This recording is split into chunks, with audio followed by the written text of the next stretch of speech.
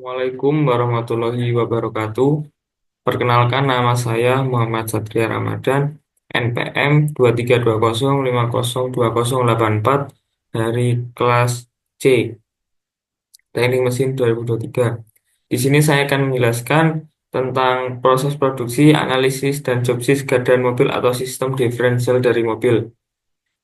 Oke, mulai yang pertama. Nah, di keadaan mobil itu dibagi menjadi beberapa part. Nah, yang pertama itu ada housing garden. Untuk housing garden sendiri, material yang digunakan itu harus kuat, tahan terhadap beban, dan mampu menahan kehausan serta tegangan mekanis dan juga tahan akan korosi. Untuk materialnya itu di sini kita pilih sebagai aluminium alloy. Untuk proses produksinya yang pertama tentu kita memilih material, kita sesuaikan dulu dengan apa yang kita butuhkan untuk kendaraan apa peruntukannya. Selanjutnya, yang kedua kita jika kita seluruh desain sudah kita tentukan, kita mulai dengan membuat molding atau pola cetakan menggunakan logam molding.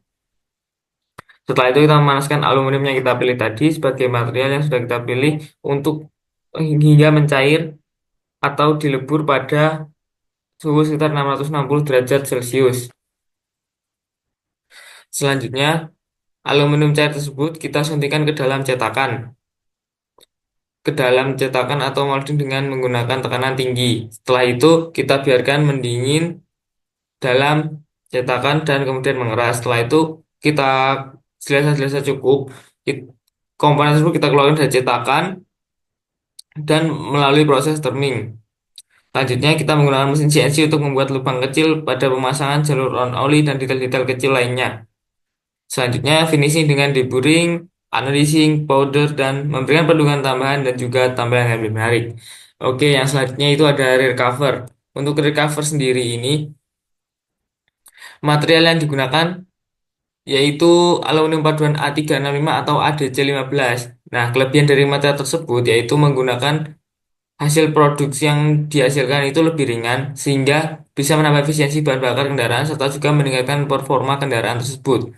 Nah, untuk proses produksinya sendiri yaitu yang pertama tentunya juga membuat cetakan atau molding dengan baja berkekuatan tinggi supaya tahan terhadap panas nanti. Selanjutnya baja tersebut dilapisi dengan Arico atau release agent untuk mencegah material lengket. eh untuk selanjutnya yaitu aluminium A365 tersebut kita lebur dengan tungku induksi atau gas pada suhu 660 derajat sampai 710 derajat Celcius sesuai dengan titik leleh aluminium tersebut.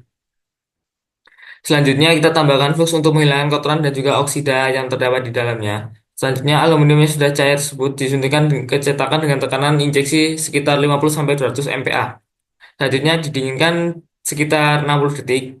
Selanjutnya kita keluarkan dengan mekanisme ejector. Tahap akhir kita melakukan finishing dengan pembersihan sisa material di pinggir produk dan juga machining atau presisi lubang baut dengan flank. Oke, lanjut yang selanjutnya itu ada bevel gear. Untuk bevel gear sendiri yaitu material yang digunakan itu memiliki kombinasi kekuatan, ketahanan aus, dan juga kemampuan menahan beban dinamis. Bahan yang umum digunakan untuk produksi dari bevel gear tersebut adalah baja paduan atau alloy steel menggunakan SAE 8620. Untuk proses produksinya sendiri yaitu yang pertama tentu kita memilih materialnya dulu. Setelah kita memilih materialnya, kita lanjut ke proses penempalan atau forging, yaitu bertujuan untuk membentuk blank gear kasar dengan sifat mekanis yang lebih baik. Selanjutnya yaitu menggunakan proses forging dengan cara kita panaskan hingga suhu sekitar 1200 sampai 1300 derajat Celcius. Yang selanjutnya yaitu material kita tempa menggunakan mesin forging untuk membentuk profil dasar dari bevel gear tersebut. Setelah itu kita dinginkan. Tahap selanjutnya itu melakukan CNC turning. Di CNC turning itu untuk membentuk dasar silinder bevel gear. Dilanjut milling untuk membuat lubang akrilik dan flank. Selanjutnya melakukan pemotongan gigi dengan metode hobbing, shaping, bushing, dan parameter yang setelah kita tentukan. Setelah melalui proses itu, kita melakukan heat treatment dengan suhu sekitar 930 sampai 270 sampai 930 derajat Celcius dalam waktu 8 hingga 12 jam. Selanjutnya kita finishing matching dengan proses grinding, drilling, tapping, dan lapping. Lanjut Yang berikutnya ada shaft fixture. Untuk shaft fixture sendiri, material yang digunakan dalam proses pembuatan shaft fixture adalah baja paduan SAE 8620 atau nikel chromium molybdenum steel. Nah, proses produksinya yang pertama tentunya juga menyiapkan materialnya dulu. Yang selanjutnya kita periksa komposisi kimia untuk memastikan kesesuaian standarnya. Lanjut kita melakukan cutting pada material dengan CNC cutting. Selanjutnya kita melakukan forging untuk membentuk proses poros kasar dengan menggunakan kekuatan material melalui proses deformasi plastis. Kemudian material dipanaskan hingga suhu 1200 sampai 1900 derajat Celcius. Material kemudian kita tempa menggunakan cetakan atau di untuk mendapatkan bentuk awal dari shaft. Selanjutnya kita melakukan proses rock machining yaitu turning, fashioning, dan drilling. Selanjutnya lakukan proses heat treatment untuk menggunakan sifat mekanis dari shaft.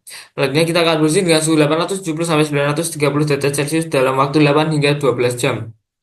Untuk menghasilkan kedalaman lapisan karbon yaitu 0,8 sampai 1,2 mm. Selanjutnya kita melakukan pembimbingan menggunakan oli untuk menaikkan kekerasan. Yang terakhir kita finishing dengan machining dan CNC turning. Pas selanjutnya di sini ada shaft. Untuk shaft sendiri itu bahan yang kita gunakan itu ada baja paduan SAE 1045. Nah, material ini dipilih karena baja tersebut memiliki kandungan karbon 0,42 sampai 0,50%. Ini membuat material tersebut memiliki sifat mekanis yang baik setelah quenching dan tempering dan juga relatif mudah dikerjakan sehingga ekonomis tentunya. Nah, untuk prosesnya sendiri, yang pertama tentu juga memilih materialnya dulu. Nah, selanjutnya kita siapkan dulu materialnya, lalu kita periksa menggunakan alat untuk memastikan kandungan karbon dan elemen lainnya sesuai dengan standar yang kita tentukan. Nah, selanjutnya kita memotong material dengan metode band soft coating ataupun juga laser coating. Selanjutnya baja kita panaskan dalam tungku sekitar 1200 sampai 1250 derajat Celcius. Nah, untuk material ditempa menggunakan cetakan atau di untuk mendapatkan bentuk dasar dari shaft. Selanjutnya kita lakukan turning untuk membentuk diameter shaft mendekati dimensi air, dilanjut facing untuk meratakan ujung poros. Selanjutnya kita melakukan heat treatment untuk meningkatkan juga sifat mekanis seperti kekerasan, kekuatan arus, dan ketahanan kelelahan. Selanjutnya treatment dengan quenching dengan suhu pemanasan sekitar 820 sampai 860 derajat Celcius. Kemudian kita lanjut dengan tapping dengan suhu 400 sampai 650 derajat Celcius. Selanjutnya kita normalizing dulu menggunakan sebelum quenching ya dengan homogenitas struktur mikro dengan suhu 830 sampai 920 derajat Celcius. Part berikutnya di sini ada spacer washer. Nah, spacer washer ini material yang digunakan dalam produksinya yaitu kita pilih baja karbon rendah atau low carbon steel. Material ini dipilih karena memiliki kandungan karbon itu hanya sekitar 0,08 sampai 0,25%. Nah, dan kandungan elemen lainnya rendah untuk mempermudah fabrikasi dan juga perlakuan panas. Proses produksinya sendiri yaitu yang pertama memotong lembaran baja dengan cutting dengan metode laser cutting dan juga punching. Selanjutnya kita melakukan proses stamping. Proses ini digunakan untuk membentuk itu tadi mutu gosok sesuai dengan desain termasuk lubang tengah dan diameter luar. Nah, selanjutnya kita finishing dengan drilling untuk menghilangkan tepi tajam yang dihasilkan dari pemotongan. Untuk step terakhirnya yaitu pelapisan dengan glazing untuk menambah ketahanan korsi dan juga black oxide coating untuk memberikan estetika dan perlindungan ringan. Nah, kurang lebih sekian itu presentasi dari saya terkait proses pembuatan gardan mobil atau sistem diferensial mobil. Ada kurang lebihnya mohon maaf. Wassalamualaikum warahmatullahi wabarakatuh.